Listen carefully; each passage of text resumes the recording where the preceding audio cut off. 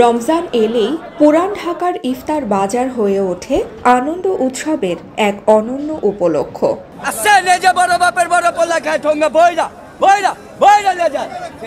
বছর আগের পুরানো ঐতিহ্য খাবার বড় বাপের পোলা খায়।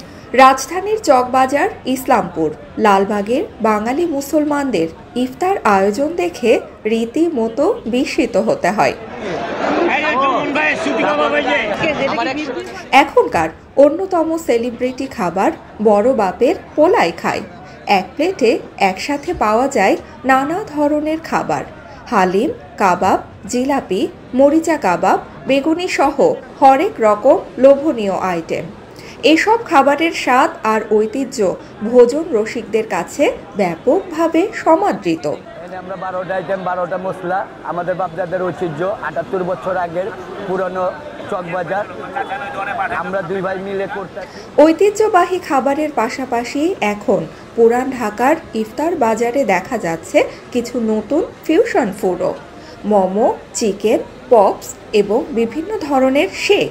তবে পুরান ঢাকার স্বাদ আজও অপরিবর্তিত।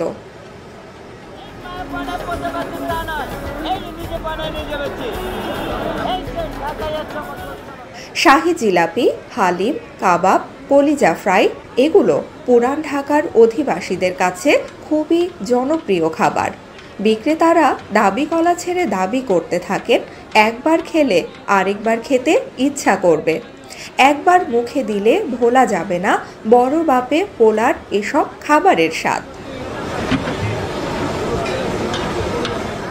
রাস্তা ভর্তি নানা বয়সের মানুষের ভিড় ঠেলে কাঙ্ক্ষিত ইফতার সামগ্রী কিনতে হয়।